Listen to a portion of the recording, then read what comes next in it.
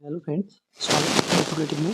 तो जैसे कि हम 10th में सीबीएसई 10th में या फिर उत्तराखंड बोर्ड किसी भी स्टेट बोर्ड के 10th के जो हम मैथ का सवाल देखते हैं उसमें एक बहुत ही इंपॉर्टेंट जो चैप्टर है उसका नाम है एपी, मतलब अर्थमेटिक प्रोग्रेशन। हिंदी में हम इसको बोलते हैं समांतर श्रेणी। तो आज उसी का एक बोर्ड में आने वाला क्वेश्चन मैं आपके सामने लेके आया हूँ, जो कि एक्सरसाइज 5.2 का क्वेश्चन नंबर 14। देखिएगा क्या है, बहुत इंपॉर्टेंट क्वेश्चन। लास्ट तक वीडियो में आपको मेरे साथ बने रहना है, तो ये क्वेश्चन आप एग्जाम में आराम से सॉल्व कर पाएंगे। क्वेश्चन क्या है देखते हैं। How many multiples of 4 lie between 10 and 250। अगर हम इसको हिंदी में बोलेंगे तो 10 और 250 के बीच में 4 के कितने मल्टीपल हैं। ठीक है, बहुत ध्यान से इसको देखिएगा। 10 और 250 के बीच में है ना, तो मैं यहाँ पे लिख देता हूँ। देखिए 10 मैंने यहाँ पे लिखा, 250 मैंने यहाँ पे लिखा। ठीक है, तो 10 से आपको स्टार्ट करना है और आपको 250 तक पहुँचना है। तो इसके बीच में आपको देखना है कि 4 के मल्टीपल्स कितने होंगे। 4 के मल्टीपल्स मतलब ऐसे नंबर जिनमें 4 का पूरा डिवाइड हो जाए, है ना।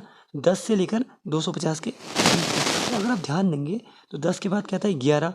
11 में 4 का भागा नहीं जाता है, 4 से डिवाइड नहीं होता है 11। तो उसके बाद क्या आता है 12, 12। तो 12 आप देखेंगे 4 से पूरा डिवाइड होता है ना। तो 10 के बाद पहला मल्टीपल 4 का क्या आएगा 12 आएगा। उसके बाद क्या आएगा 4 के गैप में आएंगे, मतलब 12 के बाद क्या आएगा 16 आएगा। उसके बाद 4 और ऐड करने पे कितना आएगा 20 आएगा। फिर 4 और ऐड करेंगे कितना आएगा 24 आएगा, ऐसे। ठीक है, तो हम ऐसे ही आगे को बढ़ते रहेंगे क्योंकि बहुत सारे होंगे तो सारे लिखने संभव हो नहीं पाएंगे। अब हम देखते हैं कि 250 के ठीक पहले कौन सा 4 का मल्टीपल आता है। तो 250 में 4 का भाग डिवाइड नहीं होता है। इसके पहले आएगा 249, उसमें भी 4 से पूरा डिवाइड नहीं होता है। उससे ठीक पहले क्या आएगा 248। आप देखेंगे कि 248 में भी 4 का पूरा डिवीज़न हो जाता है। ठीक है, तो एक चीज़ हमने क्या देखी कि 10 और 250 के बीच में जो 4 के मल्टीपल्स हैं वो 12, 16, 20, 24 dash dash dash up to 248 ये है। ठीक है, तो ये जो सीरीज़ बन रही है ना, इस सीरीज़ को मैं नीचे अलग लिख देता हूँ यहाँ पे। इस सीरीज़ को मैं यहाँ पे अलग लिखता हूँ। देखिए क्या है 12, 16, 20, 24 डैश डैश डैश 248।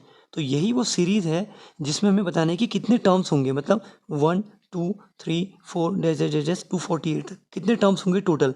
ये टोटल कितने नंबर्स हैं ये हमें बताना है। ठीक है, इस सीरीज़ को अगर आप ध्यान से देखेंगे तो इसमें देखिएगा ना कितने कितने का गैप है 4 का। कैसे 12 में आप 4 ऐड करिए 16 आएगा, 16 में फिर 4 ऐड करिए 20 आएगा, 20 में फिर 4 ऐड करिए तो कितना आएगा 24। ऑब्वियस सी बात है 4 के मल्टीपल्स हैं तो 4 के गैप में होंगे।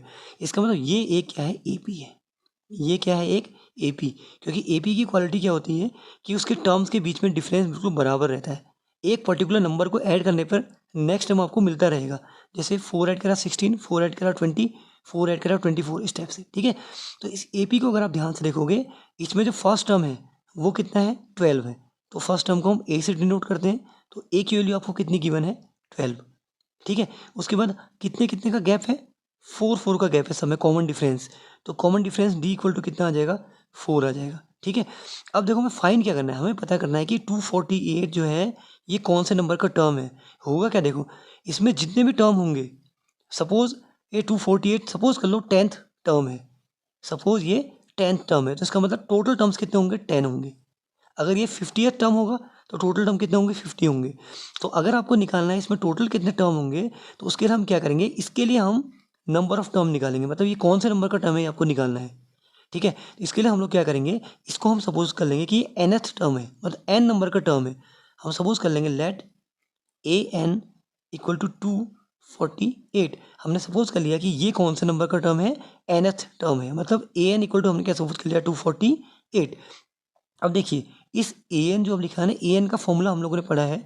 किसी भी ए पी का जो nth टर्म है ए एन, उसका फॉर्मूला होता है A plus N minus one into D. तो ए एन की वैल्यू कितनी आ गई A plus N minus one into D equal to आपने कितना सपोज कर लिया 248। सही है, अब एक चीज़ देखिएगा, ए की वैल्यू आपको पता है, इसको यहाँ पुट करूँगा।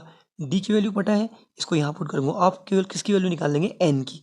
तो जो एन की वैल्यू निकलेगी ना, एन की वैल्यू मतलब ये 248 कौन से नंबर का टर्म है ये हमें पता लग जाएगा, और वही हमारा लास्ट में आंसर भी आएगा। ठीक है, तो रखते हैं। देखिए ए की वैल्यू हम रखते हैं यहाँ पे 12 रखिएगा। ए की वैल्यू 12 रखेंगे कितना हो जाएगा, देखिए 12 plus N minus one into d की वैल्यू है 4 इक्वल टू कितना आ जाएगा 248।